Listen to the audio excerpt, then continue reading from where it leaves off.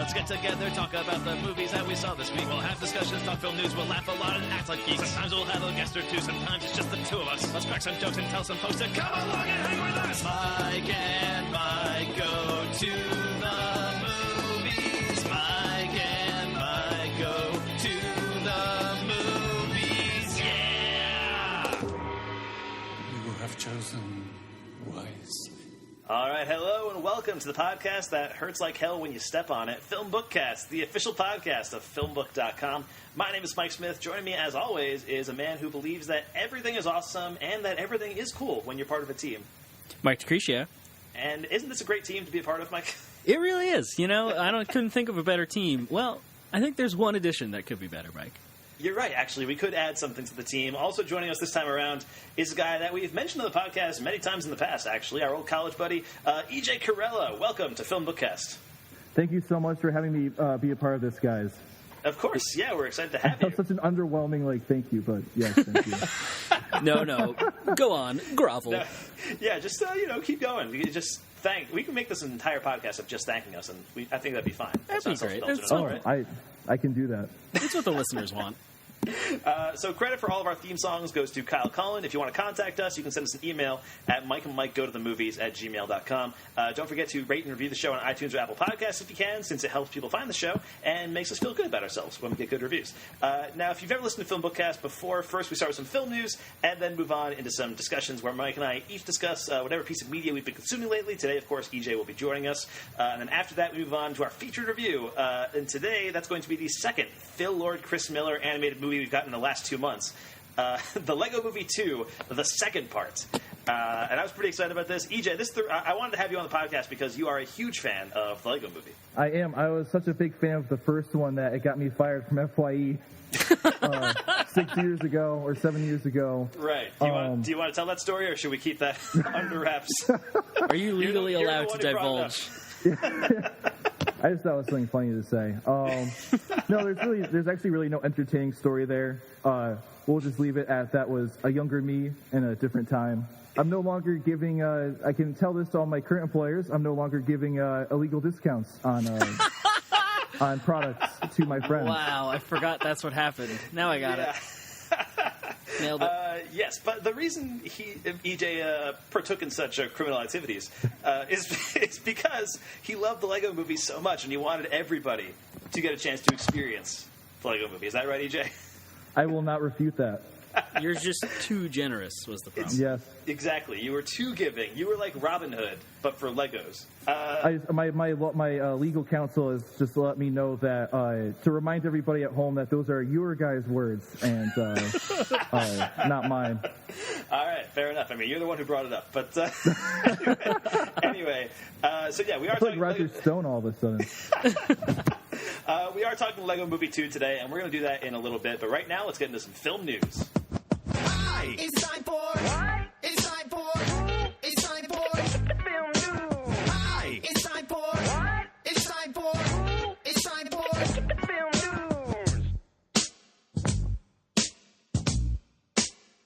Film news.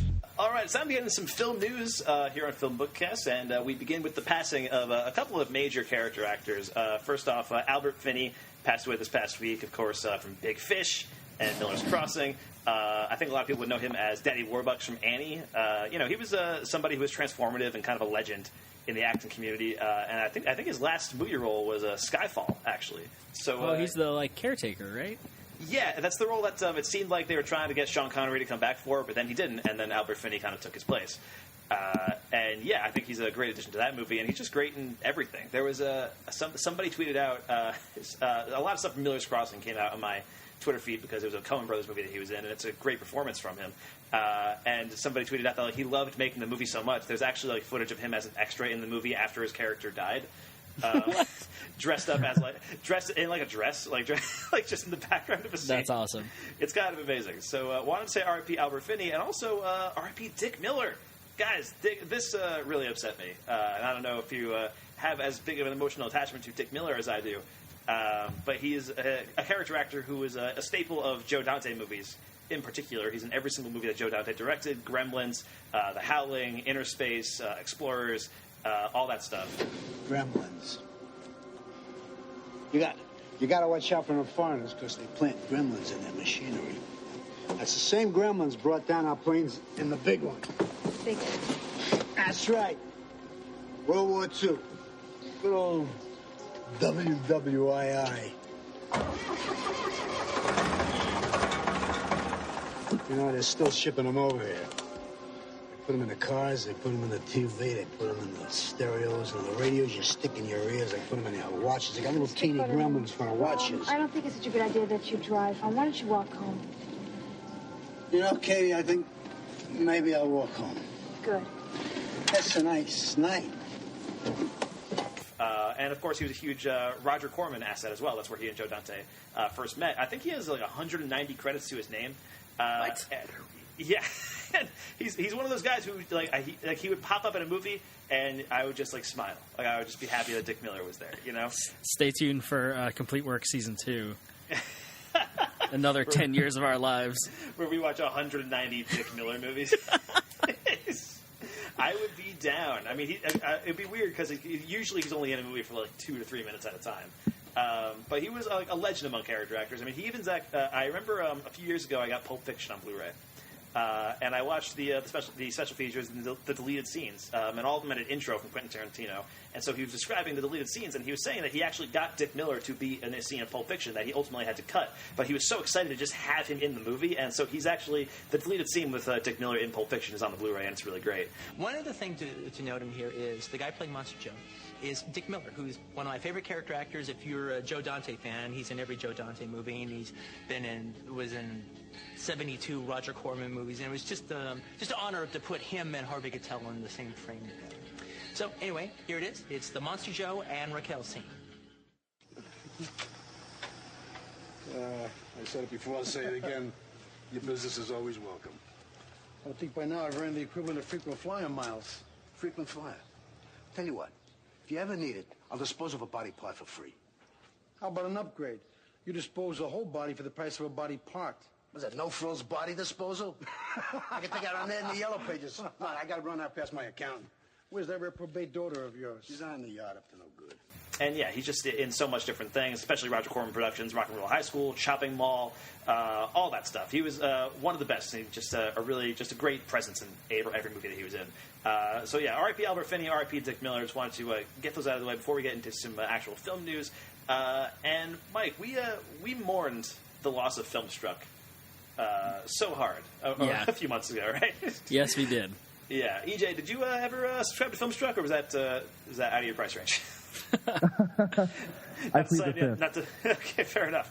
Not to throw you under the bus, but no. But in all honesty, I did use Filmstruck briefly.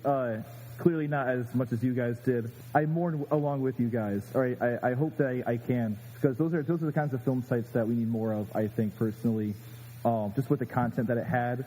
But this is also a stark reminder to everybody that obviously digital copies of things and things you can get on streaming sites, they're not going to last forever.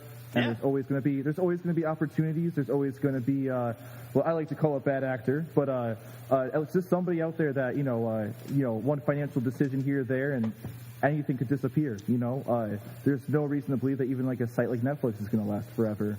And that's a pretty powerful question to think that'll keep me up at night. That has kept me up at night. How am I going to get Stranger Things when Netflix goes bankrupt in 2066? Some nice sleepless nights wondering how you're going to get your 11 fix. Yeah, these are the hard hitting questions. Dark thoughts. Yes. Dark thoughts, indeed. But anyway, a silver lining of news. In any case, obviously, Filmstruck is no more. But one of the big things about Filmstruck was the Criterion Channel that was part of it. And now Criterion Channel has announced they're going to be launching their own streaming service. And it's gonna kick off in April. Now, Mike, you were the subscriber to Filmstruck out of the three of us. Yes. I pawned off your account like a leech, but so you've been getting emails about the Criterion Channel. What do you think about all this? Yeah, it seems pretty neat that the Criterion Channel, that was obviously, like you said, a huge draw for Filmstruck, is going to launch their own thing. And right now you could sign up. like early and lock in a lifetime lower rate, which is pretty cool. I appreciate that they're doing that because they obviously heard the outcry of 1,000 voices or millions of voices suddenly silenced, crying out for help about Filmstruck. Right. So you can sign up early and lock in like a lifetime of I think it's like $10 less or whatever it would be. If you sign up after it launches. So that's pretty cool. We're kind of mulling that over, thinking about it. Yeah. And they have talked about continuing. One of the major things we talked about with Filmstruck about why we loved it was how curated it is, or was. And I'm, like, it's so hard to talk about that because when I hear like curated content, I think like the shitty YouTube algorithm and like everything is Nazis for some reason. But that's not what this is. They would organize things. They would do special themes. Highlight directors and put all their movies in one collection that you could go to, or westerns or whatever, and it'd be like, or westerns starring this one guy, and it would be like this whole thing, and they would do all these awesome curation things, putting content together in ways that were creative and unique and stuff you probably hadn't thought of before. And they talked about wanting to continue that on the Criterion Channel's streaming service. My only hesitation is it's not going to include Turner Classic Movies or the Warner Archive, which was another huge draw for Filmstruck. So I don't know. We're kind of torn on this because Criterion is amazing, but it's a fraction of the content. Right. So it's going to be like roughly the same price as Filmstruck was, but for a lot less content than Filmstruck had, which is kind of a bummer. But theoretically, this thing has room to grow. Like, it could end up getting the Warner Archive later on or something. Yeah. Although Warner, I think, is trying to launch their own streaming service, so we'll see what happens with that. I don't know. That's the problem, is everybody wants their own streaming service, and I'm not sure if the market can. Well, what's going to happen is there's going to be 50 streaming services. Somebody's going to come together and bundle them all for one low price with ads, and we'll be back at cable. And we're just back at cable, or Disney will just acquire them all. Which, hey, then they'll all be in one spot. So it would be bad, but also convenient. Thanks, late stage capitalism. I'm giving a thumbs up to the viewers at home. Right, a sarcastic thumbs up. Yes. Towards capitalism. Anyway, so that's the Criterion Channel stuff, and then I wanted to get into some actual movie news here. Obviously, I'm curious, were you guys fans of World War Z? EJ, I feel like you were, right? Did you like World War Z? I actually was. There were a few elements I liked. This obviously wasn't like, even for the genre of zombie movies, this obviously isn't like a top 5 or even a top 10 installment. But I think there were, if you're a fan of the genre of zombie movies, I think there was definitely something that it offered. And I'm not just talking about Brad Pitt, but I mean, I did enjoy it, and I think I don't know. I always thought the concept of those kinds of zombies, not from like a disease, but like fast-moving, running zombies, has always been something of interest to me. Not so much in terms of like realism, but I would say more just along the lines of it done in the right circumstances. I feel like it can be a little refreshing. And that's kind of what I gather in the first movie. I'm kind of scared of that question too, because I feel like for the audience that doesn't know who I am, and now they hear me talking positive things about World War Z, I feel like they might just end up muting my turn of the podcast. No, I don't think that'll be the case. Honestly, like, World War Z is a movie I did not like that much when I saw it in theaters, and I haven't seen it since it was in theaters. But I don't know, like, something about it has, like, I feel like it's crazy, like, what stays with you over the years, and with World War Z especially, there's that one sequence with, like, the zombies that kind of turn into, like, a weird tsunami, like a, you know what I mean? Like a giant mountain of zombies. And that imagery is great, and it has stuck with me since that movie came out. And it's imagery that is ripped off in other stuff. Remember Fate of the Furious, where they did the zombie cars? It was the exact same thing, but with cars. Oh my God, that's true. Yeah. Anyway, this is all a way of saying that World War Z was a pretty big hit when it came out. Not so much critically; it got okay reviews, but financially, it did pretty well. And they've been trying to get a sequel off the ground for a really long time, like since the movie came out, but it just has never come together.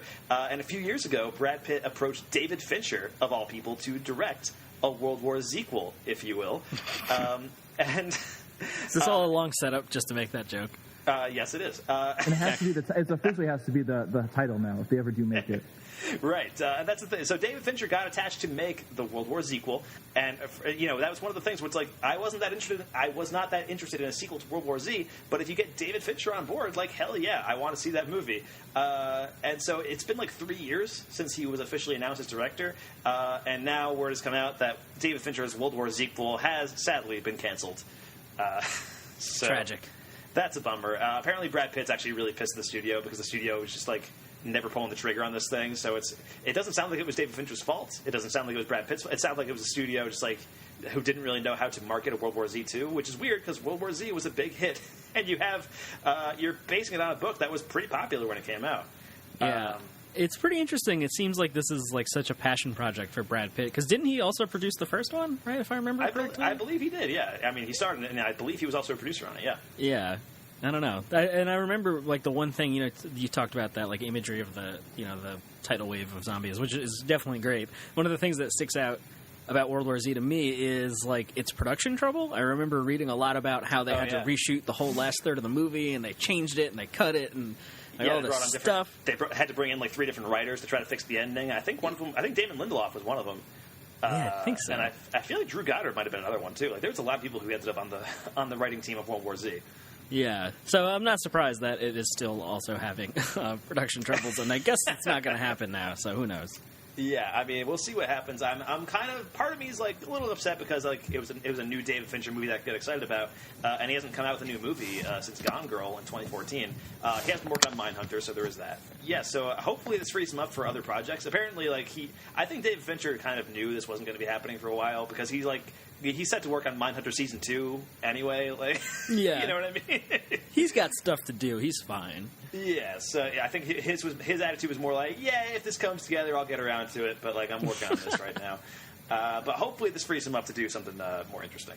I would be more excited on a side note to see a more geopolitical field kind of zombie movie that I think is the thing that Brad Pitt was attracted to the most, given what he and Angelina Jolie have been so active with in the world. I think that is an interesting aspect of it that I think, in the right hands, it could, there could be something interesting about that. Yeah. Because you talk about the giant tidal wave of zombies, and I'm thinking more about the scenes where Brad Pitt was in Israel and how they were talking about the wall and how they were trying to keep even more humans out. Right. And those are the kind of the parts that stuck with me the most was more like the behind the scenes, more like how governments are going to react to a zombie outbreak and how they're going to try to suppress their own people instead of really trying to head on tackle this zombie epidemic that's kind of affecting everybody. But at the same time, I wouldn't be so sure that World War Z is completely canned. I can totally see a zombie movie coming out of just canceled zombie movies of the past. What if kind it's of a mashup idea? And the canceled zombie Avengers? Is that the that's kind of the angle I'm going at. They pull a zombie split, and it's a secret World War Z sequel. Ooh, yeah, like some random movie. Yes. Just suddenly, like Zombieland 2 turns out to be a World War Z sequel. Whoa! Yeah, that one's for free, Mr. Eisenberg. Because Jesse Eisenberg is the creative force behind Zombieland 2, of course. Well, he's got that Zuckerberg money, He's not actually Mark Zuckerberg. I've heard it both ways. Fair enough. All right, so let's move on from the World War Z news and get into some DC news, where Jesse Eisenberg played Lex Luthor, so maybe you're right. See? Anyway, so DC always throwing stuff at the wall, hoping something sticks, and got a few additional tidbits here for their superhero movies. Obviously, Aquaman, huge hit for DC, and I didn't see that coming. Like, you didn't see that coming, Mike. EJ, did you see Aquaman? I did see Aquaman, and I did not see this kind of popularity, this kind of buzz for it at all. Yeah. I mean, it did pretty well in the U.S. and worldwide. It made over $1 billion. It's DC's biggest movie ever. Like, it made more money than Wonder Woman. It made more money than The Dark Knight. This thing has been huge, which quite frankly, I was not the biggest fan of Aquaman. But it does have its pleasures, I guess. But anyway, obviously they want to try to capitalize on the success of Aquaman. and they're currently working on a sequel. They want to make an Aquaman 2 happen, but now they're also developing an Aquaman spin-off about the Trench, which are these weird, like, demon fish creatures that are in, like, one scene of the movie. I saw this article, and I did not know what they were talking about. And you saw the movie. And I saw the movie, like, a month and a half ago. Like, I should remember. But that movie is just, like, one long, colorful blur. To me. So, EJ, do you know what the Trench are? Like, do you remember what the Trench were? I don't remember specifically exactly the purpose that the Trench pretty much had in this kind of world for this movie. Yeah.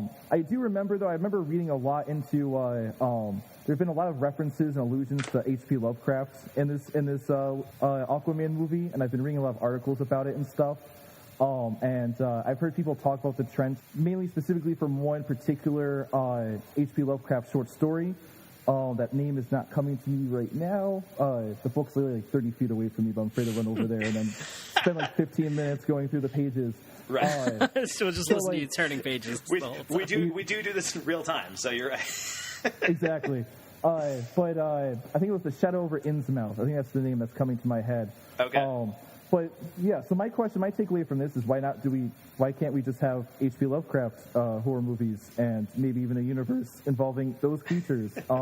It does seem a little out of place for a movie studio, especially a movie studio that's doing DC movies and has so many DC properties they could handle. Try to pick a really obscure aspect of a film and DC is trying to make obviously as much money as they possibly can. So it's just weird because they have so many properties.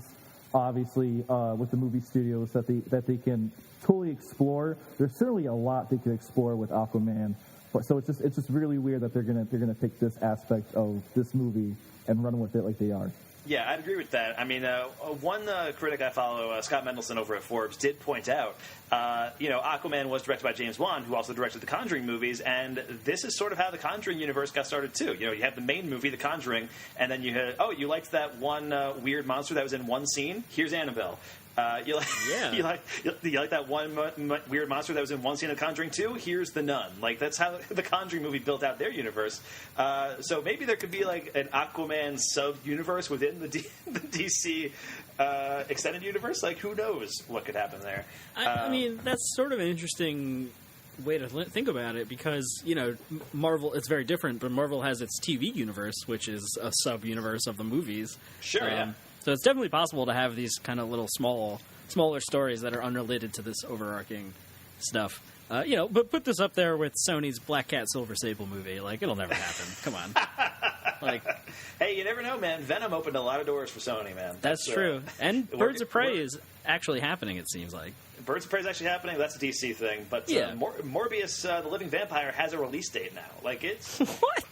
It's coming out... It's set for 2020, man. Right after Shrek 5. Right after Shrek 5. Anyway, so yeah, that's the Trench news, and then some other DC stuff. This is stuff that we basically knew was already happening, but it's now official. First off, Ben Affleck is officially not going to be in Matt Reeves' The Batman movie, which is now aiming for a 2021 release. Now, I mean, Ben Affleck, I was never the biggest fan of him as Batman. I think this is probably a good idea. Start fresh with a new Batman, if you have to make another Batman movie, which you really don't at this point, at least for a while. But Matt Reeves is a good director, and I think he'll do a good job casting the new Batman, whoever that ends up being. Do you guys have any casting choices that you would want to see as Batman? Not so many. I mean, it's such a weird, I would appreciate something weird and bold, right.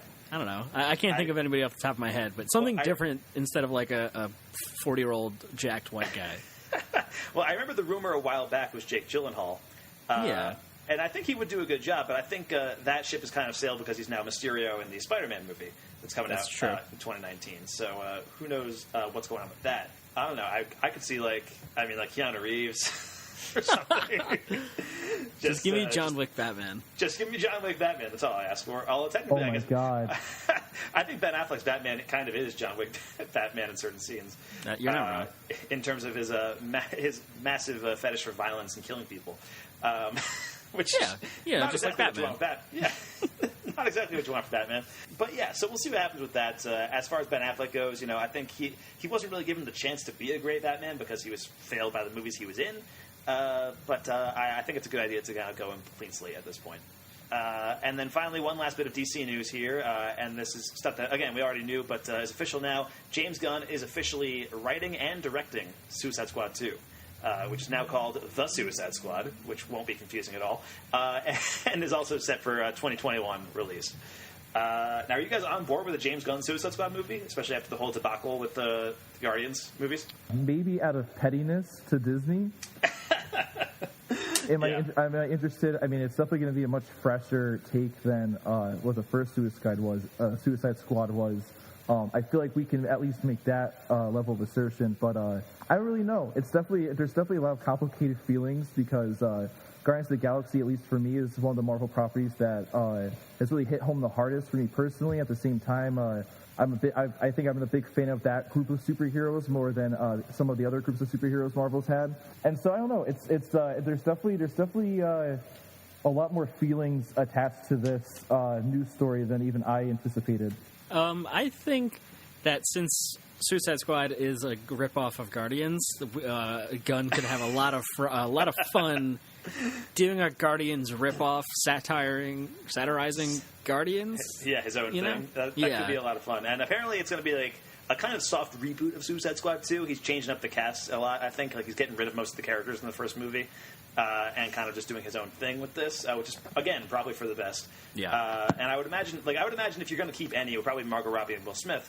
But Margot Robbie is making that Birds of Prey movie, so who knows if she'll be in this Suicide Squad movie. And I think Will Smith could be like a decent anchor for this movie if that comes to pass. By the way, this is completely unrelated. Did you see the picture of Will Smith as the genie in the live-action lab? Man, what a shame.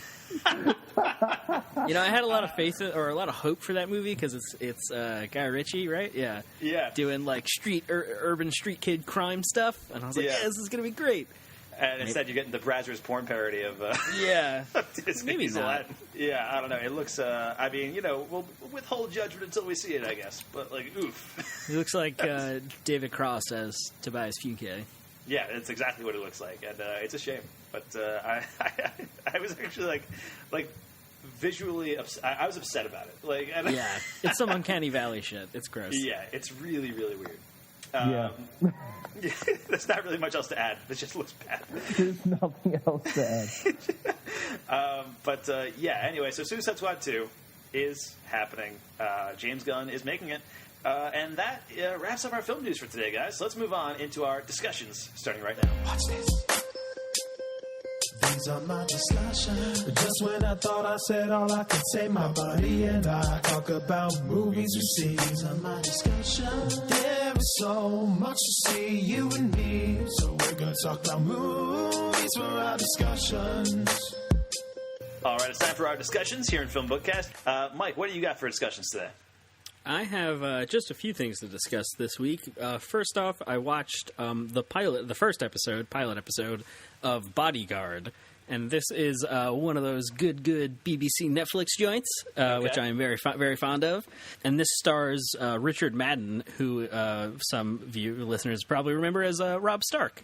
From Game of Thrones. On Game of Thrones, yeah. Yes. That actor. And this is, I feel like I've been making this comparison a lot, either like on the show or just like in life lately, and telling people about stuff that is the blank version of 24. I feel like that came up recently somewhere. But this is British 24, basically.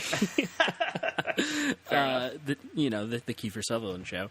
Yes, I'm familiar. But this, you might have heard of it. And this is a story is about this guy who's a police officer, I think, or an MI5 agent or whatever. I don't remember exactly, like the Department of Homeland Security equivalent. The first episode kicks off with him thwarting like this attempted terrorist attack just by chance. Like, it's insane. Yeah. I think it might only be like 15 or a 20-minute sequence, but it feels like a 10-year-long sequence. It's really? Holding my breath, like, oh my God, I can't believe this is happening, like insane. And it's really great. So he gets promoted and assigned to be the personal bodyguard of one of heads of parliament, like one of the top ministers or something like that. And the show kind of kicks off from there. So I've only seen the first episode so far. I think it's only 6 episodes. episodes in the season. Like one of them, like I said, them good BBC joints. So I look forward to checking out the rest. My parents watched it, and they were like, holy shit, you gotta, like, they were freaking out. Yeah. They told me to check it out. So I like where it's going. I think it's going to be, it seems to be handling a lot more, stuff than 24 ever could have dreamed of being, like, handling gracefully. Yeah. That was such a dumb, stupid network action show. Sure. And this is, Richard Madden's character is a Afghan war or Iraq veteran, and the minister he's assigned to voted to send troops, and it's, like, dealing with PTSD and that kind of butting heads stuff. So, yeah, it seems like it's going to be good, also with a lot of, like, high-tension drama. So that's Bodyguard. It's available on Netflix right now. I think season 2 this season aired this past summer. Okay. In 2018. I feel like this was a big thing at the Golden Globes this year. I think it was nominated for a few. I remember Richard Madden being there anyway, and I'm pretty sure he won something. So it was probably for this. We can only assume. So check that out if you're interested. And then the other thing I want to talk about is Bo Burnham's 8th grade. When did you get Snapchat? What grade? 5th grade. 5th grade? What? Yo, see? Wait, so were kids, like, sending each other, like, nudes in, like, 5th grade? No, like, okay, that is a weird question. That's like a weird That is a weird question. I don't If she's seeing dicks in 5th grade, she's, like, wired differently. She's not wired different. I'm not saying it's, like, a bad thing. I'm just making a, stop. Let's stop this. Let's stop this now. Jesus Christ, fine. I'm just, like, making a fun point. Okay, fun point made. Let's go, okay? Don't bring me into this shit. I actually like the filters on Snapchat and stuff. Those are cool. Yeah, me too. All right. Now, this was my number 3 movie of the year, if you go back to our top 10 episode. Yes. I finally got around to seeing it. I had intended to see it before the top 10 episode, but I in my marathon of watching movies, I missed it. Yeah. Even though I think it was available to stream on Amazon for free with Prime the whole time, which is how I saw it. Yeah. And this is, like you said when you talked about it, it's a coming-of-age story for the post-millennial / internet generation, and just damn, son. I wasn't, like, it's Bo Burnham. Like, it's going to be, like, jolly fun times, right? Is what I thought. I mean, you say that, but, like, the last several stand-up specials that he's had are not what I would call, like, jolly fun times. That's fair. Yeah, they're kind of like jolly dark times. Yeah. And that's really what this movie is. It is some of the most uncomfortable, awkward situations I've seen in a movie in a long time. And I feel like that people like that should be a warning for people. Like if you can't handle secondhand embarrassment, right? Like you don't like if you can't watch The Office because you're too embarrassed for Michael Scott, which I know some people that are like that can't handle that kind of thing. Like, well, just don't. Don't try with 8th grade. Don't even come near 8th grade. Don't even scroll past it on Amazon. Don't watch the trailer. Just keep going. But if you can handle that thing, those secondhand embarrassment, this is a powerful, very powerful movie. It deals with stuff very bluntly, and at the same time has that satire, like hard satire that Bo Burnham. Only he can manage to do as someone that grew up like in this generation, became famous because of YouTube and his songs and his comedy and his puns and all this stuff. I feel like this is a movie that only someone like him, well, I guess really only he could have made. I went back and watched some of his old like stand-up specials and like his old original YouTube videos and stuff like before watching this, and there like there's one Welcome to YouTube, one song where he performed, which is like a takedown of YouTube, which he performed at like YouTube Celebration at YouTube headquarters in front of a live audience with Katy Perry on his piano. Yeah, and it's like, what the like I can't believe, and he's like 18 or whatever he is in that video. Like, it's insane. Hey, welcome to YouTube. I said to listen and linger. Charlie the unicorn bit my finger. It's YouTube. The impact is evident. Miss Teen South Carolina just ran for vice president. Upload a video. You got nothing to lose except all of your friends and the approval of your parents. So it's someone that like has the sensibility to do stuff like that, taking down the internet generation, but in a way that maybe not even taking it down, sort of just analyzing it and kind of breaking down. dealing with it. We've talked about Vice and all these other movies lately that kind of like, well, it's the young people's fault. And it's like, fuck you, man. I was 10 when this shit happened. Right. And Bo Burnham kind of breaks it down that, like, maybe it's not the 10-year-old's fault that the shit is happening. Yeah. From the teachers dabbing in the middle of class, which is, like, hilarious. But, like, no one's even looking at him, and he does it, yes. and it's like, oh, my Such God. a note perfect. Like, it's like you could see that happening in your junior high school, Yeah. Yeah. There's one moment in particular that I lost my shit at, and it was like, it's the most Bo Burnham thing. A lot of his stand-up specials are filled with, like, fake improv. Like, moments that, like, oh, somebody made a mistake, but actually it's all part of the show kind of thing. Yep. And there's the moment when Kayla? Kayla, yeah, I think so. Kayla, yeah, played by Elsie Fisher, who's outstanding in this movie, goes to, a girl's pool party, right? And she puts on her bathing suit, and she's standing at the back door, and like we have this really intense music and slow motion close-ups of all these kids, people that she's deathly afraid of, and she finally works up the courage, and she opens the door, and it gets jammed, and like, she can't fit through the thing. Like, that is the funniest fucking shit, and it's Bo Burnham to a T. Yeah. So I can't recommend 8th Grade enough if you are the kind of person that could withstand secondhand embarrassment, because that's the whole movie. It's 90 minutes of feeling bad and embarrassed about Taylor. Yeah. Or having PTSD flashbacks about your own embarrassment in 8th grade, which...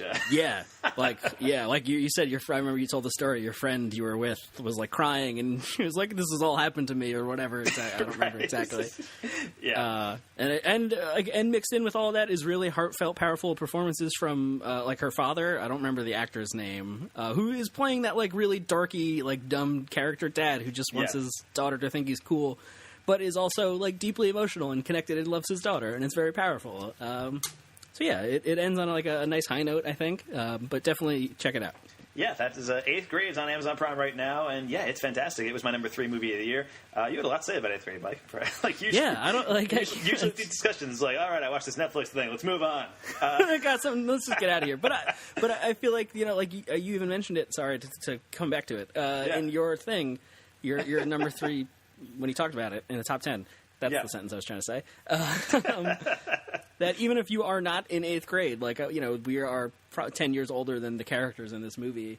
Or maybe 50, I don't know, whatever, however old you are, 15 years older. We are eons older than the characters in 8th grade. Yeah, exactly. Like, it's still entirely relatable if you're not part of this, like, internet post-millennial generation. Yeah. It is very much about those things, but entirely universal at the same time, which is impressive. For Bo Burnham's first movie. Like, that's insane. It's absolutely insane. Yeah, EJ, you saw 8th grade too, right? I did. I believe it was number 5 on my top 20 movies list of the year. Okay, nice. Yeah, so all big fans of 8th grade here on the podcast. So, yeah, go watch it. It's fantastic. And then I've got a few things I wanted to discuss here in discussions here. The first is the new documentary from Peter Jackson called They Shall Not Grow Old. I was 16 years old, and my father allowed me to go. I was just turned 17 at the time. I was 16. I was 15 years. When they came to us, they were frightened children and had to be made into soldiers. Boys, here he comes. We're in the pictures. I gave every part of my youth to do a job. I'm so jealous you got to see this. Yeah, I mean, I think it's still in theaters right now, actually, so you could theoretically go see it, but if you want to. I think there's a Fathom event or, like, one of those things coming up. Oh, really? I mean, it was playing, like, for real. I saw it in, like, 3D IMAX at the the theater near me. And this is a new World War I documentary from Peter Jackson, the guy behind Lord of the Rings and King Kong and all that stuff, made entirely out of old stock footage from World War I. That has just been beautifully restored in a way that hasn't really been done before. Like, there's been, like, the History Channel things, like the World War II in color and that kind of thing. In HD. Yeah, exactly. And they're, like, colorized footage from World War II, but not to this extent. I mean, World War I film footage versus World War II film footage is very different. Because World War I was happening between 1914 and 1918, which is, like, basically, like, right after film was invented. And so if you look at that old stock footage, it's all silent. it's all silent film because sound hadn't been invented yet. It's all black and white because color hadn't been invented yet. And a lot of it's like in fast motion because that's at that point in time, like, the way you worked the camera was you cranked it, and whatever the speed was that the guy was cranking the camera, that's how fast the picture was going to be. Wow. And so basically what they've done is they've taken all this old stock footage from World War I, this silent, soundless 16mm film, and transformed it into this incredible, like stunning, like visceral color film with full attention paid to sound and character and detail. The movie is narrated by these archival interviews from World War I veterans that the BBC has on standby. Basically, wow. the movie begins before the movie even starts. Peter Jackson actually introduces the movie and says I was approached to do this 4 years ago. It took them 4 years to make this documentary, and he said apparently Peter Jackson's a huge World War I buff. His grandfather fought in the war, and that really becomes clear later how big into World War I Peter Jackson is. But when he introduces the movie, he's like, so the World War I museum in Germany or Britain or whatever, they approached me about making this movie, and they said, we have all this old stock footage, and we want to make a documentary out of it, but we want to do it in a very unique way. And so he kind of came to the conclusion of what if we could take this footage and make it big and expansive and something that feels modern, and they've succeeded. I mean, it took them years to do this, but it's incredible to watch. And even better, after the credits, there's a 20 to 30 minute documentary about the making of this movie. And how they actually transform that footage, and it's fascinating. It's so cool, and that's when you really see that Peter Jackson's a huge, he's there's one point where he's we were looking through this frame, and you have to see the colors on all these different uniforms, and there's so many different variations of colors, and you got to be right on each one. So I went through my closet of World War I uniforms, like people have. Wow. And it was great. And so a lot of it's just, Peter Jackson, in the back studios in New Zealand, just kind of colorizing this footage and adding so much different sound effects and different things and, adding the music. It's really, really cool. The documentary about the making of this movie is, almost as good as the movie itself. So it's awesome. I highly recommend They Should Not Be Ruled. I think it's an awesome documentary. And I'm pretty excited about that. I'm just excited that I like a Peter Jackson movie again, because it's been a while. Isn't that neat? It's just nice. It just feels good. 'Cause I think the last time I liked one was King Kong, and even that, I haven't seen it since it was in theaters. But I liked it back then. That's all I can care about. So don't go back to it. Preserve that memory. Preserve King Kong. Yeah, I mean, fair enough. But otherwise, then it would be Lord of the Rings, which Lord of the Rings is great, but They Should Not Be Ruled, I think, is finally a really good movie for Peter Jackson. And he's talking about his next movie will be another documentary, kind of doing the same thing about the Beatles and about the recording of Let It Be, because you can never have enough Beatles documentaries, I guess. But if they do it like this, or it's Peter Jackson, I'm in, I guess. Yeah, I think it sounds cool, and that could actually be a really good companion piece to the Ron Howard documentary that came out a couple years ago, which was about the touring years, and this would be about the studio years, where they're not touring. That'd be kind of cool. But anyway, so that is They Should Not Be Ruled, and it's still in theaters right now. Probably not for much longer, but you should go check it out if you can. And see it in IMAX 3D if you can, which is how I saw it, because that is the way to see it. The movie begins.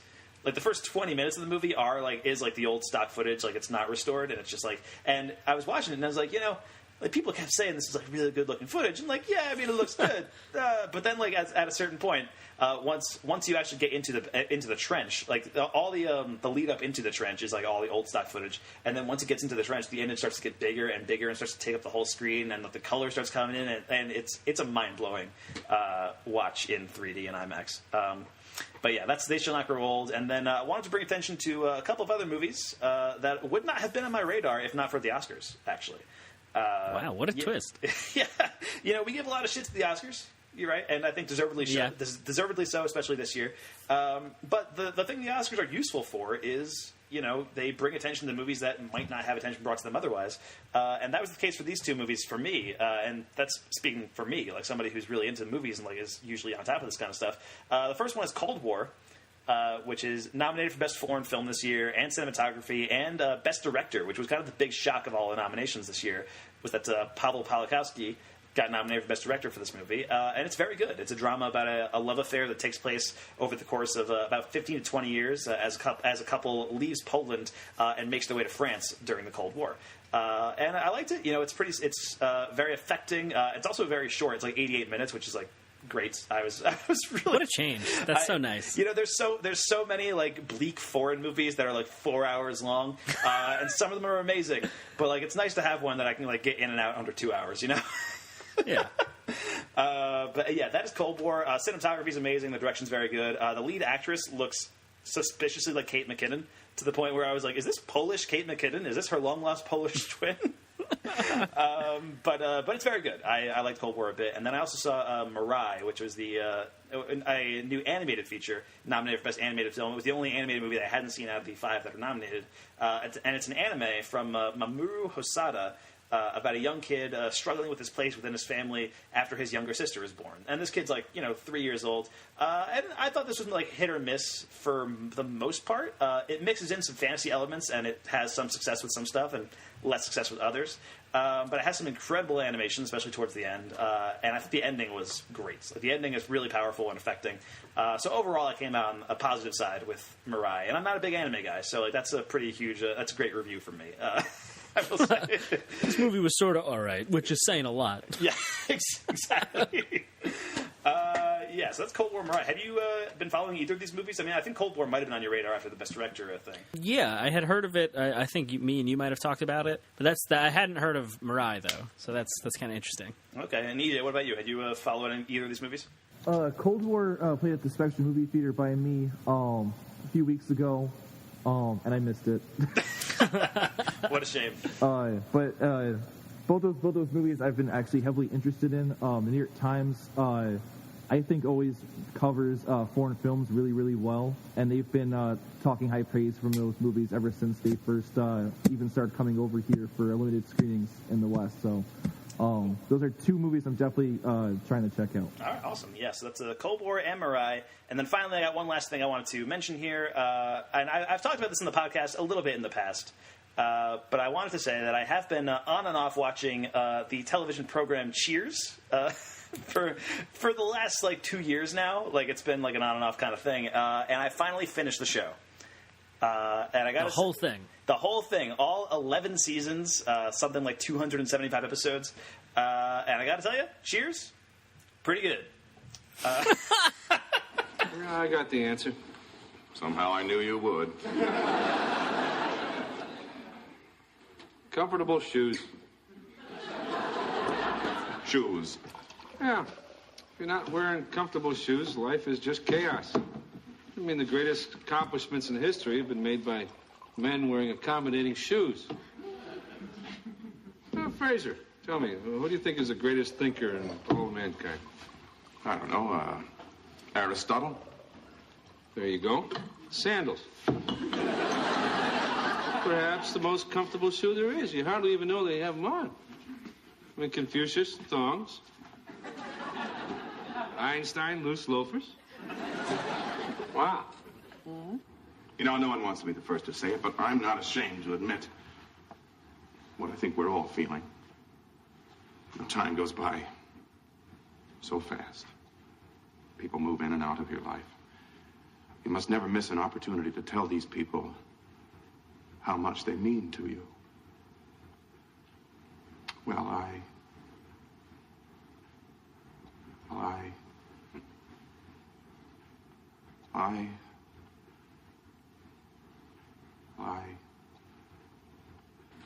keep coming back to that shoe thing.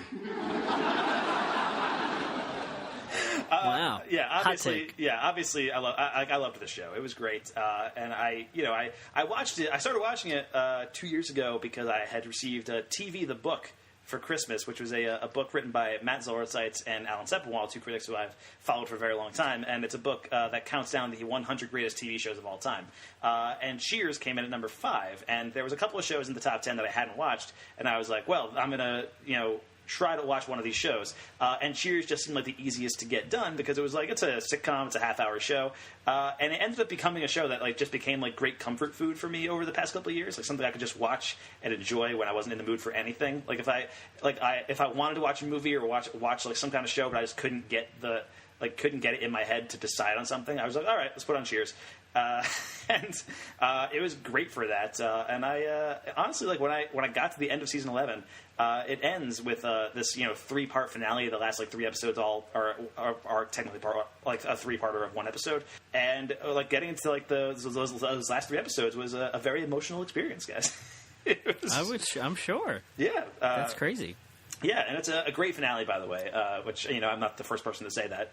It's generally considered one of the better TV finales. And also, I think the second most watched TV finale of all time when it first aired on TV, behind MASH. Wow. So, yeah, it's Cheers, I'm not saying anything new by saying that Cheers is good. But Cheers is good, and I think I'm going to give it a little bit of time and then probably move on to Frasier, which was the spin-off of Cheers. And hope that I have a similar experience, because that could be like a great, like the next great show for me, because that's another 11-season show. Jesus Christ! So that could be another 2 years of my life that are spent watching Frasier. Hey man, I'm glad for you. Thank you, I appreciate that.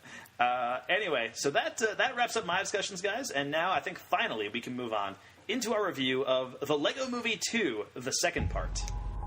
Once, everything was awesome. Now, everything is bleak. Hey, Lucy, I brought you coffee. Coffee. The bitter liquid that provides the only semblance of pleasure left in these dark times. Oh my goshness, did I interrupt you brooding just now? Times have changed. You need to change with them. We have to be tough and battle ready. Look, a shooting star, make a wish. Oh no. Hurry, the door is slowly closing. Oh, the pain. It's getting so cold. Emmett, what are you doing? Hooray! See, that wasn't so bad. Nothing got in. Ah, something got in. I'm General Mayhem. Bring me your fiercest leader. Lucy! Emmett! All right, that was from the trailer for The Lego Movie 2, the second part, the new movie written by Phil Lord and Chris Miller and directed by Mike Mitchell. This stars Chris Pratt, Elizabeth Banks, Will Arnett, Tiffany Haddish, Stephanie Beatriz, Charlie Day, Alison Brie, Nick Offerman, and Maya Rudolph, among others. And the IMDb plot synopsis for The Lego Movie 2 reads, "It's been 5 years since everything was awesome. And the citizens are facing a huge new threat. Lego Duplo invaders from outer space, wrecking everything faster than they can rebuild." So the Lego Movie, I think we're all in agreement, was basically a perfect movie. And it's pretty close. Yeah, and it took a lot of people by surprise by how great that movie was. I mean, this time, Phil Lord and Chris Miller were pretty known at that point. They had made 21 Jump Street at that point. They had made Cloud with a Chance of Meatballs, and of course, they were the creators of Clone High, which was one of the best shows of all time. Who could forget it? Who could forget? One of my favorites. So, they came up with the Lego Movie, and I was excited for it because I loved Phil Lord and Chris Miller already. But I think people who weren't already on the Lord Miller hype train like I was. Were maybe like, oh, what is this Lego movie that people keep talking about? Why are we making movies about Legos? How droll. But obviously, we're all fans. I mean, EJ, why don't you speak a little bit about how you like Lego, your thoughts on Lego Movie, the first one? I mean, I grew up with Legos my entire life. I could date it all the way back since I was probably like 5 or 6, and my mom spent God knows how much money getting me the full Harry Potter Lego set that had come out at that time. Yeah. Damn, girl. Yeah, and going, seeing all those presents and stuff, and you open each one, and it's just another room at Hogwarts, a classroom, or sure. And it just built from there. I can remember just building my own versions of Lego City and right in my living room. I had all the Johnny Thunder Lego sets. If anyone remembers who Johnny Thunder is. Because he was the rip-off Indiana Jones dinosaur hunter dude. Oh, yeah, I kind of remember that. That was before they had the license to Indiana Jones. Yeah, I had all the Spider-Man sets with that. Had the Lego Steven Spielberg director dude, and it came with its own camera, so you could film your own superhero action movie stuff. Oh, yeah, I kind of remember all that, yeah. Yeah, and then, of course, Star Wars Legos. I still play with Star Wars Legos. Yes. When I came back to New York from Montana, and I came to visit you guys up in Albany, I found this room that is just literally covered head to toe in Legos and Star Wars Legos, and it's a pretty amazing sight. It's only gotten bigger. I bet. So long story short, my excitement for the Lego Movie. I mean, obviously, I was a little apprehensive at first, I guess you could say. We've seen other games and nostalgic children's toys from our own past get their own movie rights, like Battleship and Transformers and stuff like that.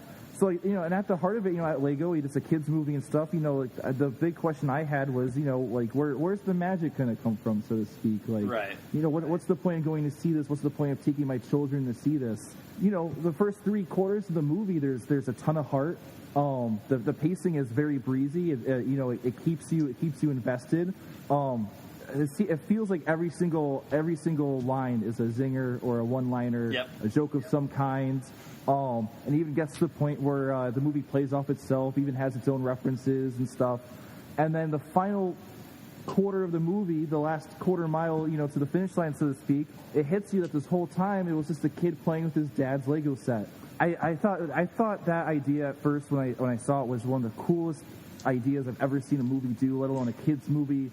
Because that is the heart and soul of playing with your Legos.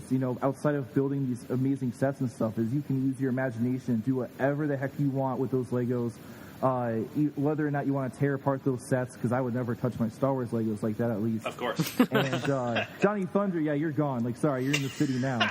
So that for me, that was so eye-opening and so jaw-dropping and so inspiring to see that level of creativity that I feel like only Chris Lord and Phil Miller to actually Phil Lord and Chris Miller. Butcher their names. No, I knew that. And the whole time I'm telling myself, do not butcher their names, EJ, because you do that all the time past them. But you guys know who I'm saying. Yes. We're all in the same boat. Yeah. Anyways, so I really thought this was something that only those two guys could actually really could accomplish. And I don't know, just going from the whole first part of the movie and just feeling that heart, and then just see where it took it.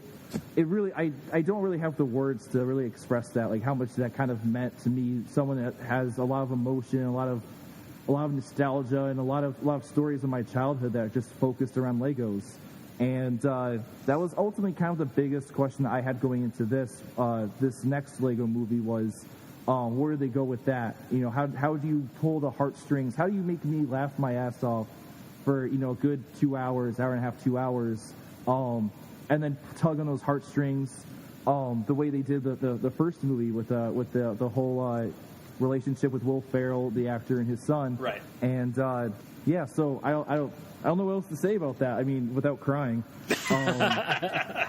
Legos a really huge deal, and it was really for the first movie. It was really exciting, and it seemed really fresh at the time. To see that level of creativity, where we're not actually in a way watching a movie, we're in somebody else's imagination playing with Legos, and that was really cool to me. Yeah, definitely. So, Mike, I mean, what's your take on the first Lego movie, the original?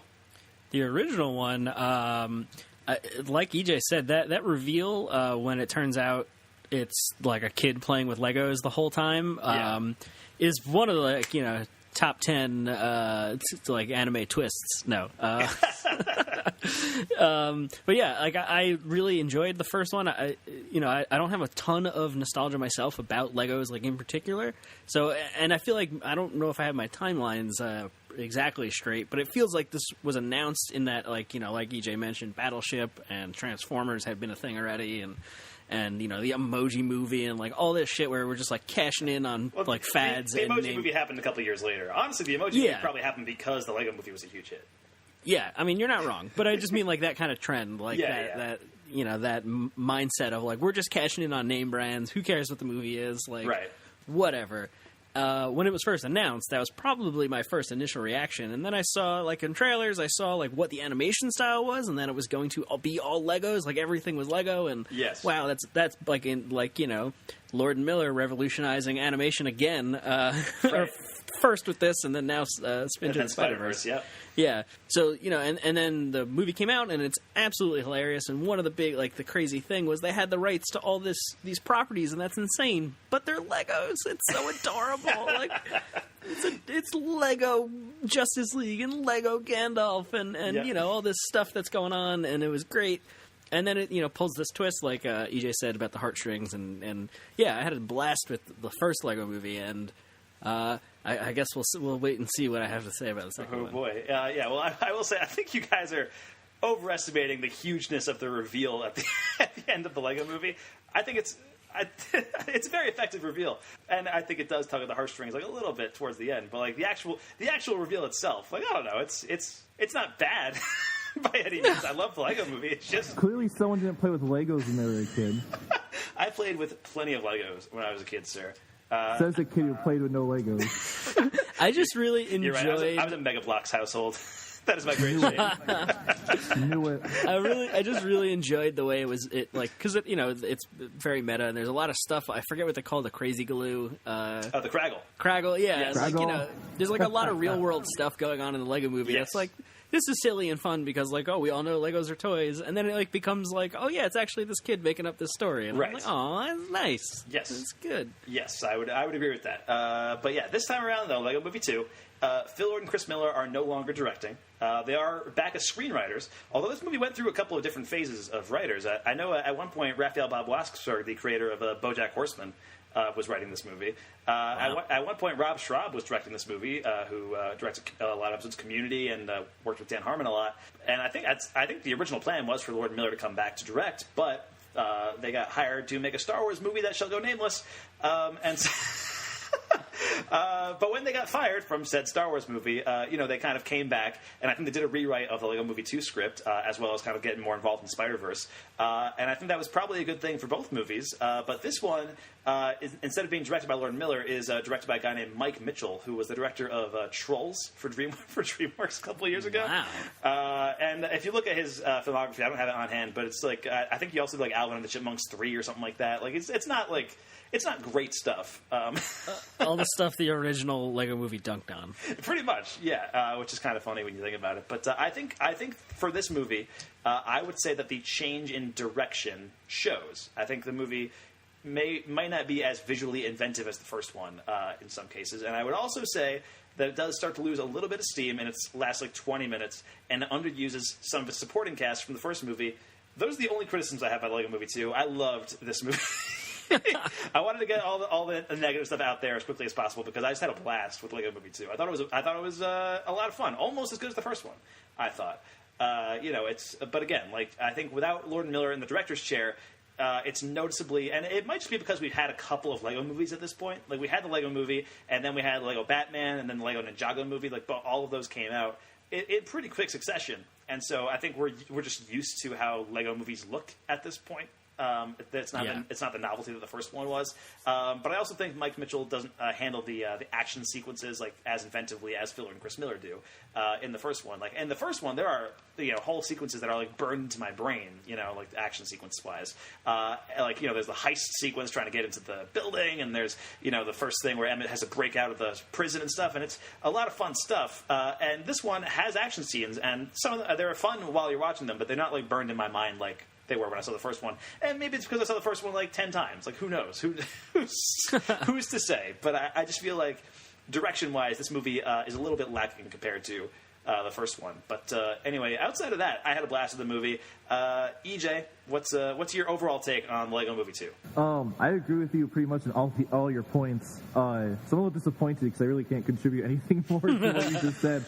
Yes, it did seem you did notice the difference in the direction. Overall, this movie is definitely a little bit more forgettable than the first one. There aren't too many scenes that are really gonna, I feel stick with me. I loved the reveal at the end, though, as much as I did in the first one. Okay, I thought that was a really cool idea. I really wasn't... Yeah, remember, we're not in spoilers yet. We'll talk about spoilers later on, but... I've already fudged up this podcast enough, and I still will never get over screwing up Phil Lord and Chris Miller's names. So I know if I just say their last names, Lord and Miller, I'll slip and I'll say Lord and Taylor.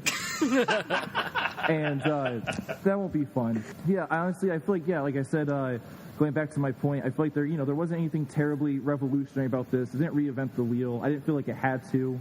It kept the same pace. It had so many fun jokes. I was cracking up more than the kids that were kicking my chair behind me. And I don't know. Honestly, it's and it's not. I feel like it doesn't even have to do that much with my connection with Legos and playing with Legos in my childhood. I just think these are really quality movies. I think there's actually a really communicable lesson there for children and for adults, and just playing and being creative and imaginative and stuff, and all that Disney hullabaloo that we learned as kids. Fair enough. And how about Mike? What's your overall take on Lego Movie 2? My overall take, I feel like I might be a little more lukewarm than either of you. Now, I did really like this movie, but I had that feeling, you sort of mentioned it, or both of you sort of mentioned it, where it's like, I kind of walked out and was like, what happened? Like, what'd I see? It feels very much more like filler movie than the first one did to me, and that might be like a product of I saw this straight after work. Like, it was like I went straight home for 10 minutes, then went back to went out to the movies, and had my jacket on like a blanket because it was kind of cold, and was falling in and out of sleep a little bit. Okay. So that that's 100% might be just on me. But I still really liked it for the most part. It did feel kind of retreading a lot of the same stuff, like trying the joke a second time for some of the things, which okay, sure, I guess it's fine. And this one feels much more meta than the first one did. It's hyper aware of everything that now that we have this reveal, now that we don't need to pretend we don't know there's a real world story going on, right? Kind of thing from the first one, they're able to play with that a lot more and make references to that device that they're using, that we know that there's kids playing with the Legos and stuff. Right. So that that's fun. And I do appreciate how grimdark everything is. They make a lot of jokes about that stuff. So that part of it was fun. But overall, I can't help but compare it to the first one, and I love that movie so much that I think it just didn't quite meet my expectations that I was hoping for. And it might be because, like you said earlier, that we've had these three other movies, and Lego Batman's amazing. Oh my god.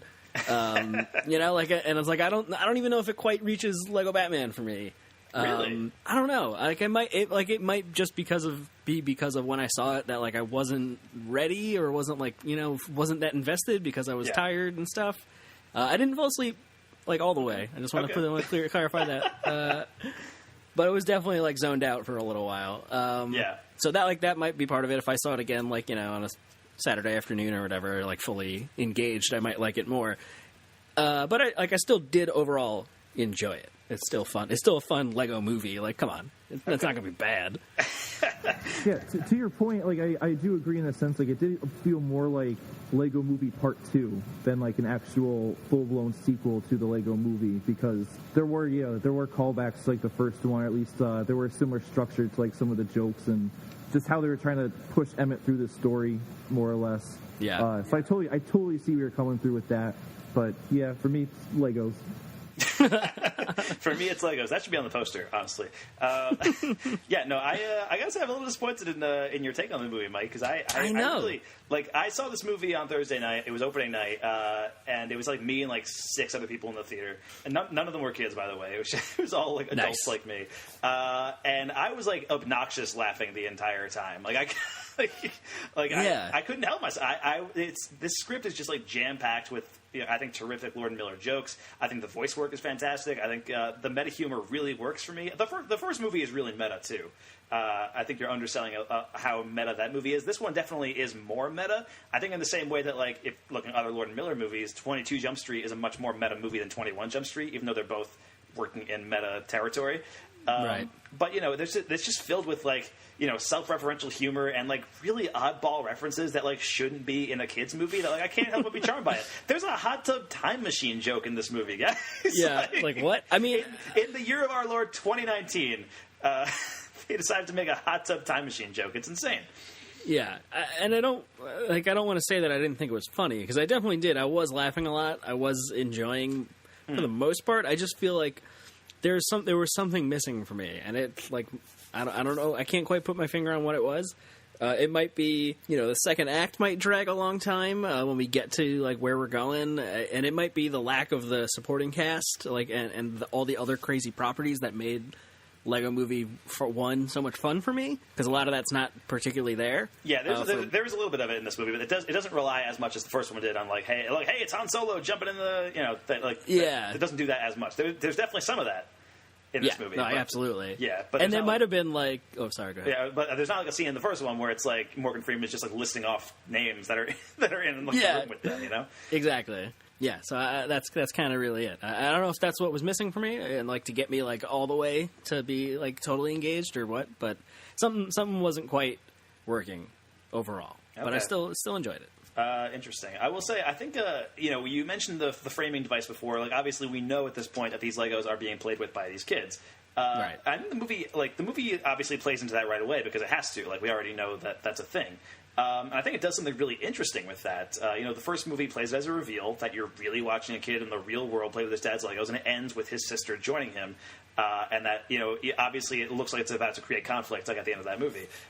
So it can't be a reveal again, so it places it in the foreground. And I think it's fascinating to watch both of their like childlike perspectives at play and at war with each other throughout the movie, reflected in the characters. Because depending on how characters interact with each other, you can be like, oh, now the sister is playing with these Legos. Oh, and now the brother is playing with these. Like it kind of like shifts perspective back and forth. Like there's one of my favorite moments very early on is when the Duplos attack them. Right in like the opening scene, it picks up right where the first movie left off. And it pulls a Rocky. Yeah, exactly. And Metalbeard says something along those lines like, "I'm firing my laser at you," and one of the Duplo things like swallows it and is like, "I eat lasers," and Metalbeard turns into like the exasperated older brother for a second. It's like, that's not how this works. Yeah, and there was the one right after that when Batman hits it with the Batarang. She's like, "You didn't hit me." He's like, "Yes, I did." It's amazing. Like, oh, that's perfect. Yeah.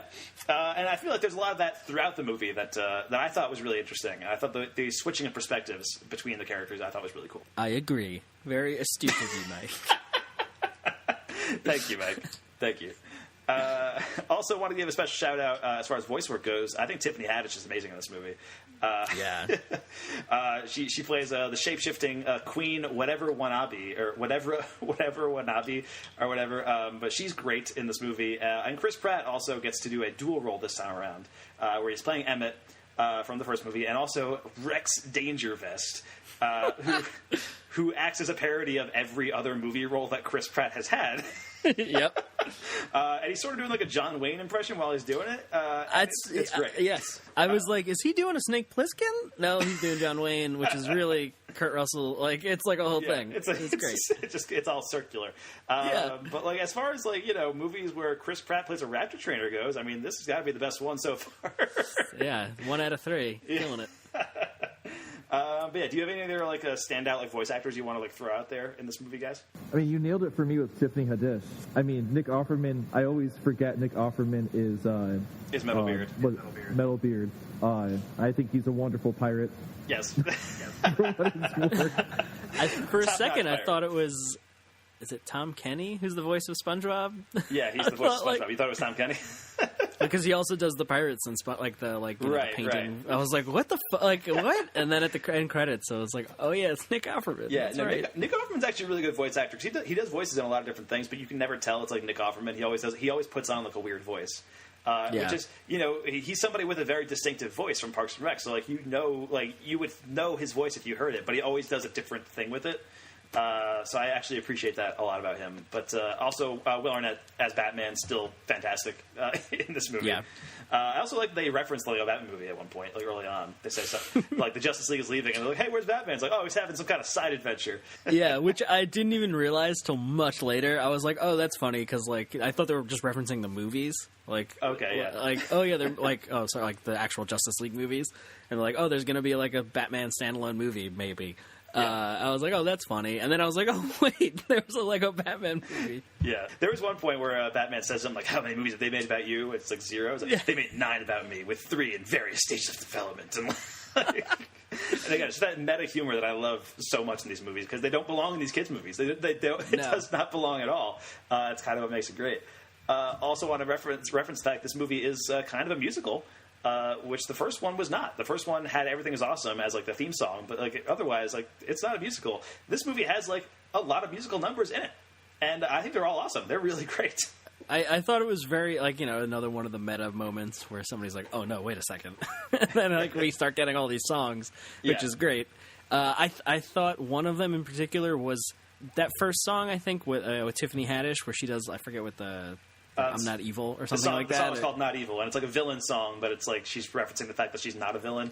Which is great. I love that song. I thought that was really funny. That was hilarious. the other one, like the song gets stuck in your head thing. I was like, song. this is Catchy Song. Is that what it was called? That's what it's called. Recorded by T-Pain, by the way. Oh my god! Of course it was. That song was the moment, like, or one of the moments where I was like, oh, we're just trying to do the first one. Like, that felt like just trying to get Everything Is Awesome again. Like, recapture that. But like, at the same time, this movie's so meta that, of course, they're doing that, and they're making fun of the fact that they're doing that, but, like, I can't tell if I should give them credit for that, because at the same time, you're still just doing it. It's kind of the same way how I feel about, like, Jurassic World. Like, you don't get to pretend you're smart by just doing the thing you're making fun of. Like, Okay. Fair enough. I will say I really liked Catchy Song. I thought that was a blast. That's fair. And I thought it was very funny send up pop music, which Everything Is Awesome also was, which also gets representation here as well as a remix of the song by Garfunkel and Oates at the beginning, which was pretty fantastic. Oh yeah, the Tween remix, right? The Tween remix, and then there's like a kind of variation of it called Everything's Not Awesome that they sing at one point. And then the new end credits song also is it's Beck, Robin, and the Lonely Island singing about how great the end credits are, and it's. Fantastic. That's great. And then Tiffany Haddish and Will Arnett actually have one like duet song, which I think might be my favorite of the movie, called "Gotham City Guys." I forgot about that. We'll reference that one in spoilers, I think, because there is some pretty great stuff in there. But yeah, overall, I think I would agree this movie is not as like perfectly structured as the original movie is, and I think the fact that Lord and Miller are not here as directors, but instead are just screenwriters and producers, like their influence is definitely still felt. But I think having a little bit more of their visual eye might have been helpful for this movie. But I laughed very loudly, pretty much nonstop throughout the movie, so I'm calling it a win. I had a blast with it. I thought it was a lot of fun, and you kind of get towards the end, and it's like it does some stuff that like I was a little questionable about, but it kind of pulls it back. I'll talk about it in spoilers, but overall, I had a blast with it, and it sounds like you guys enjoyed it at least, right? I had a good time with it. I don't think I quite liked it as much as you guys, but I still like in the positive. Still liked it. All right, cool. All right, let's move on to spoilers for the Lego Movie 2, starting right now. Stop it! Both of you! You're spoiling it! You're spoiling everything! All right, spoilers for the Lego Movie 2, the second part, starting right now. So, guys, I guess spoilers for the video game Infamous also, because this has the same ending as the PS3 video game Infamous, which... What? Wow. You just opened my world to... Did I just blow your mind, DJ? Yeah, I totally forgot about that. You're absolutely right. In the video game Infamous, Mike, the villain turns out to be the hero from the future all along. That's the big twist. At the end of what a twist! It's the big twist at the end of Infamous, and it's the big twist at the end of the Lego Movie 2. Rex Dangervest turns out to be the villain of the movie, and then turns out to also be Chris Pratt from the future. And I gotta say, I love the reveal that Tiffany Haddish is not the villain after all. Yeah. Because, we referenced her song before called Not Evil, where she's, like, very unconvincingly singing about how she's not the villain. Yeah. Right? And about how not evil she is. And there's some great lines in that song about how she's, like, buttering up all the different supporting characters. My favorite line, actually, is when she says to Benny, the spaceman, she's like... don't you think spaceships are great? And he's like, are you kidding? Loving spaceships is my one defining trait. And, there's, again, that meta humor, which I love. But... when they reveal that Tiffany Haddish is not the villain, and Lucy just has this exasperated reaction, like, "What? That was real?" You sang a whole song about it. Yeah, that was pretty fantastic. But yeah, so what does it turn out Rex stands for? It's like something Emmett Extreme, something along those lines. Anyway, but what did you guys think of the twist of the fact that Rex Dangervest was Emmett from the future, who traveled back in time and is sabotaging everything? I really enjoyed it. I thought it was a very fun way to kind of visualize or show the way your future is not set in stone, right? We kind of talk there's a moment at the end when Rex and Emmett are fighting in the the Undar system of Dryer or whatever, when they're under the dryer fighting, which is I love that. Where he says, this is all a metaphor for the death of the imagination in an adolescent while they're fighting. It was like, oh my god, that's great. That's such I really enjoyed the way they were able to, work that meta humor in, and at the same time, just because shit seems bad now doesn't mean it's going to be bad in the future, and you can always attempt to make things better, right? And especially as a young adolescent, that doesn't seem possible ever. So let's talk about 8th grade again. No, I'm kidding. Yeah. Fair enough. EJ, what did you think of the twist? If you guys weren't my friends already, you would know how big of an idiot I am. Because the whole movie, I was obsessed over with the fact that Chris Pratt was Rex. Like, that was his voice. He was also doing the voice of Rex. Yeah. And I was obsessed with, like, oh my gosh, like, how is this playing into the movie? How is this playing into the plot? To the point where I was even self-doubting myself and was, like, trying to, like, take my phone out to IMDb to see if it was, like, Paul Rudd doing a voice or something. Yeah, so I was equally surprised and kind of kicking myself when it turns out that, you know, it was just Chris Pratt from the future, or Emmett from the future. I swear I was literally running through my mind of any actor in Hollywood who could possibly play off some sort of Chris Pratt-like voice. As if Lord and Miller, you know, we're going to take a meta route or try and take it just a basic, just playing off of the main character a little too overhanded with a similar sounding voice to be his kind of mentor in this movie. So yeah, I mean, I dug it. It made a lot of sense to me, but I'm still gonna, you know, slightly be frustrated at myself for thinking Paul Rudd had a role in this movie. Maybe he does, and we just don't know. Yeah, I'm just gonna have to live with that. You never know. I mean, there are a ton of like small cameo roles throughout the movie, including my favorite, which was Lego Bruce Willis. Oh my God, I forgot about that. Oh yes, which was incredible. He only has a couple lines, but like Lucy's like, I think it's Lucy who's traveling through the ducks, and she sees Bruce Willis like traveling there. He's like, I don't live in the ducks, don't worry about it, and like just keeps going, which was pretty great. So Lego Bruce Willis was an amazing cameo. But I mean, Will Forte came back as a Lego Abraham Lincoln. Ben Schwartz plays Barnarnar, the banana creature, which my favorite character. Yeah, he was amazing. My new favorite character. The bit where he slips during the wedding and falls down and he's shouting like, "This is my nightmare!" And like it was incredible. Also, Jason Momoa is in this movie playing Aquaman, guys. I wondered. I recognized that, my man. Yes. I was like, is that actually him? Yeah, that was actually Jason Momoa. That's amazing. It's quite a year to be in, where Aquaman's playing Aquaman in the Lego movie like that. Yeah. Apparently that was pretty awesome. Yeah, that was pretty cool. Apparently they tried to get Gal Gadot actually to be in as Wonder Woman as well, because she didn't play her in the first movie. That was Colby Smulders, and I think she actually recorded some stuff, but something came up or whatever. So Colby Smulders ended up coming back to play Wonder Woman again in this movie. Instead of Gal Gadot, but there's so many Wonder Women in this. There are a couple of different Wonder Women, which was that was a little strange, but maybe not that strange considering that was mostly the girls' toys, and so it would kind of make sense that a girl would have multiple versions of the Wonder Woman toy, sure. But also Margot Robbie has a very brief cameo as Harley Quinn in this movie. For like what she has like one line towards the beginning. That's basically it. And that was a role that Jenny Slate voiced in the Lego Batman movie, but they got Margot Robbie in it this time around. But yeah, there was just so much in this movie that I really liked. And like I said before, this I want to get back to the twist a little bit, because when it was happening, like I wasn't sure if it was working for me, like the way it happened, because the way Rex describes it happening was like, Emmett got jettisoned from the table and he spent like years under the dryer. But the thing is, like we saw that situation happen to Emmett in the first movie. Like the first time he exits the Lego Movie realm and he enters the real world, like he gets stuck under the thing or whatever, and like in that movie, his friends are in trouble and he starts to move around and on his own and get back and starts to save the day. And then in this movie, he just becomes like very brooding and like dark and futuristic. And when that was happening, I was like, I'm not sure if this is working for me. But then the movie makes it very clear, like you said before, Rex Dangerous even has a line where he's like, "This is all happening inside the mind of an adolescent," and that kind of thing. And so when that's happening, when the movie starts to make it clear that everything is happening in the subconscious of this adolescent kid wrestling with himself, the inconsistency sort of makes sense in retrospect, because it's sort of about that kid growing up. Or trying to be more adult, but at the same, not wanting to play with his younger baby sister, and wanting to kind of claim some territory for himself, and that's why the Lego paradise that we've seen in the first movie turns into this Mad Max hellscape.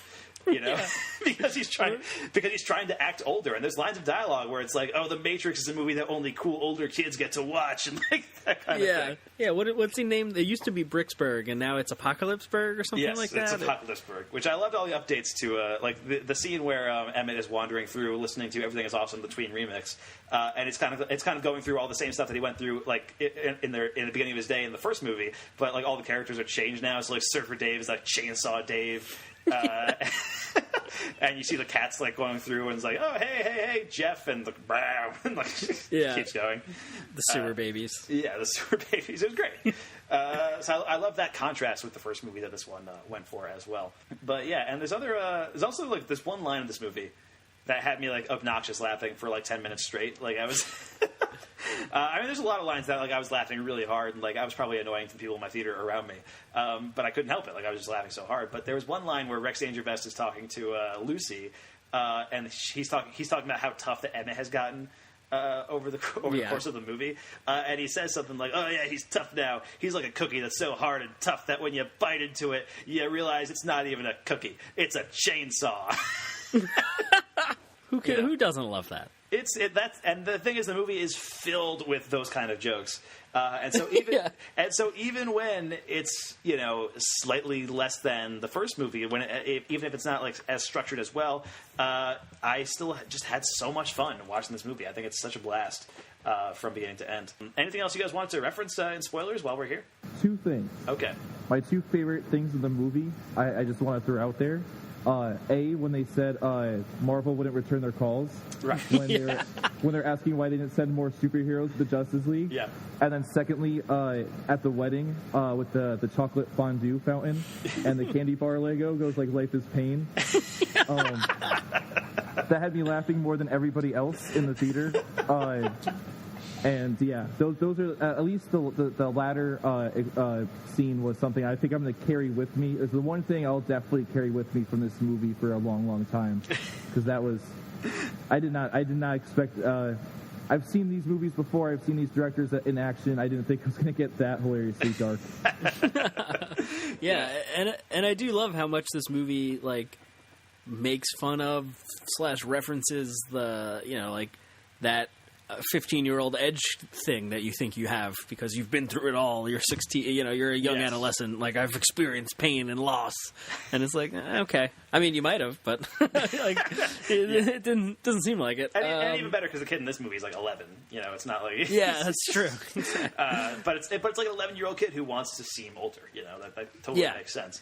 Also wanted to throw out there that the girl in the movie who plays the sister is Brooklyn Prince, who was the main character in the Florida Project. Wow. Yeah, so I didn't realize that until afterwards, but that was pretty wild. That's cool. And Maya Rudolph plays their mom in this movie, and she gets a couple of like funny scenes out in the real world, which the first movie it was most of the heart scenes in the real world, but like there wasn't really like a ton of comedy there.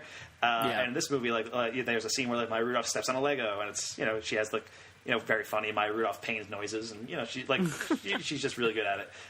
Also wanted to throw out there, I did mention before, the supporting cast from the first movie kind of takes a backseat in this one, and they do have their moments here and there, but Charlie Day gets to say spaceship, and Alison Brie gets to be Unikitty, and it's fun, but they don't really get as many memorable moments as they did in the first one. And Will Ferrell only has a cameo this time around. He's only in the beginning and the end, where he is he even in it, or is it just his voice? It's just his voice, yeah. I mean, it's because in the first movie, he's in the live action segments too. In this one, he's not. But he has a cameo at the beginning and the end as Lord Business. Right. And then in the live action segments, you hear his voice twice. The second time you hear him was a great callback to "Where Are My Pants" from. From the movie. I love that. That to me was the best reveal of the movie. Is to find out where "Where's My Pants" came from. Speaking about the supporting cast, there we go. Not being as utilized, I feel like that kind of the middle second act where it's we're gonna get married. We want to talk about Gotham City Guys. Oh yeah, I got to talk about that song. We're Batman and Prince whatever I want to be or whatever wanna be. We're gonna get married and stuff, and Emmett's trying to save them. I feel like that kind of goes on, drags on a little bit, maybe, and it might be because we're not engaging with the whole cast. Lucy separates herself. All the other people get brainwashed. We think Emmett is everyone's kind of separate, which also plays into this movie's it's Star Wars. A lot of times we even have wipes across the screen between transitions. You're saying this is the Empire Strikes Back of Lego movies? Yes. Which, oh man, hold on, because that means it's the best one. I've painted myself into a corner. Boom. Wow. You've been Star Wars. You got me. But yeah, we should talk about Gotham City Guys, the song, because that was, I think, possibly my favorite moment in the movie. I mean, the Not Evil song is also amazing, but Gotham City Guys, like, it's so, like, if you love Batman, like, just the, you know, it kind of feels like almost like a leftover from like a Batman movie, where it's so specifically incisive about Batman. Like, they reference every single actor who has played Batman at that point. And he's like, yeah, I've got Val Kilmer's look, or I've got Ben Affleck's looks and Val Kilmer's lips, and like that kind of thing. And that kind of thing. It was great. You know, there's one line where like Tiffany Haddish and Will Arnett are just like, she's like, I didn't even like you when you looked like Christian Bale. And it's like, I'm more of a Michael Keaton guy. And it's like, oh, I loved him as Beetlejuice. And like, that's not even a joke, but like the way they say it is really funny. Yeah, and Beetlejuice is there as a Lego. Right. For a second. That's great. Yeah, it's delightful. But anyway, yes. So is there anything else about the Lego Movie 2 you guys want to talk about before we wrap this up? I want to shout out the montage at the end of Time Travel, where we go through like all the time travel movies, the TARDIS, the Hot Tub Time Machine, the DeLorean, like Skynet. All that stuff. Skynet, yeah, like, great. Yeah, it's delightful. Again, just like another great meta, like, weird bit. It feels like they're like I'm pretty sure Phil Lord and Chris Miller are on a quest to make the most meta children's movies of all time. I believe that's their end goal, and they are succeeding with these Lego movies. I did love the Raptors, which are the whole crew of Rex's ship, and their subtitles are incredible.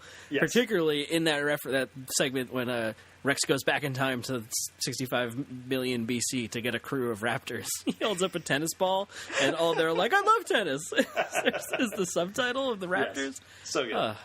Amazing. Yeah, so nice.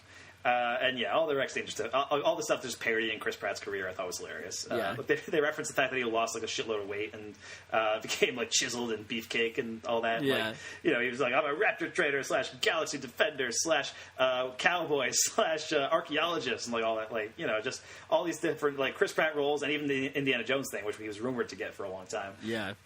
Was, you know, it all gets worked in there, and I think it's very funny. But anyway, yeah, I believe that about wraps up our thoughts on Lego Movie 2, unless anybody has any final words.